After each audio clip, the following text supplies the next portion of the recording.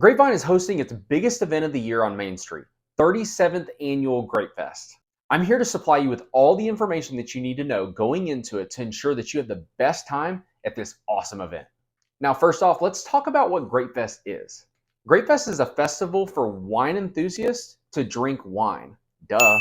But it's not just wine. They actually have a ton of beer options featuring a ton of craft brewing companies that are local to Grapevine. One of my personal favorites, Hop and Sting Brewery. You should check them out. There's also a ton of food and shopping vendors lining the streets. And if you aren't familiar with Grapevine Main Street, there's already a ton of great shopping, food, and drink options available to you. And these places actually stay open while the event's going on. Can't get a babysitter? Well, that's a bummer. But the good news is it's actually a very family-friendly event, believe it or not. There's actually a ton of designated areas for kids to run around and play, including a games and carnival ride section that's tucked into the north side of the event. My family loves to bring a wagon personally. That way we give our daughter the opportunity to either ride or walk. But let's face it, she just ends up wanting to get carried anyway. Oh, and don't let me forget, there's live music. There are 4 different stages located throughout the festival, and most of them are playing music the entire time. So when does Grapefest actually start? Grapefest officially kicks off Thursday, September 14th at 11 a.m. and officially ends on Sunday, September 17th at 6 p.m. The event starts every day at 11 a.m. However, on Thursday, it ends at 10 p.m.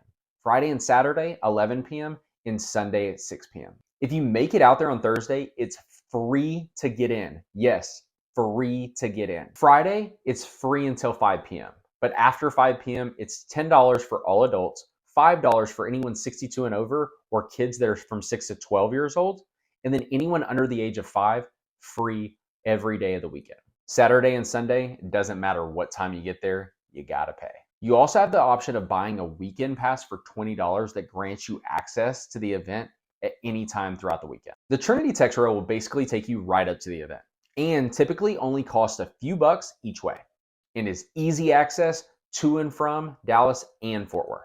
Uber is always a great option as this is an event that promotes alcohol consumption. Please drink responsibly. If you decide to drive, there's a few free lots that have shuttles coming to and from the event. Grapevine Library, Grapevine Mills Mall, and 121 Community Church all have these shuttles coming to and from the event about every 10 to 20 minutes. There's a few free lots on the southwest side of the event, but I'll be honest, those usually fill up fast and there's not a ton of parking. There's also numerous paid lots around the event that usually cost about $10 to $20 to park. The typical things aren't allowed, like alcohol, coolers, weapons, but things like small bags, backpacks, purses, diaper bags, baby food, strollers, wheelchairs, service animals, these are all 100% allowed. Now, if you are drinking, there's tons of experiences that you can be a part of. Or you can just casually buy a drink from a vendor off of the street and walk around with it, whichever you prefer. If you're drinking wine, it's typically going to run you about $7 to $10 a cup. And if you're drinking beer, you can expect to pay about $6 to $8. Here's a pro tip. Most people enter from the south side in my experience. And the further that you get into the event or the further north that you get, the less expensive things start to get. Also, if you're somebody that doesn't necessarily like craft beer, feel free to pop into one of the bars or pubs there on the street and just grab your drink of choice. They used to have it set up to where you bought coupons at ticket stands that were set up about every 100 yards or so throughout the event.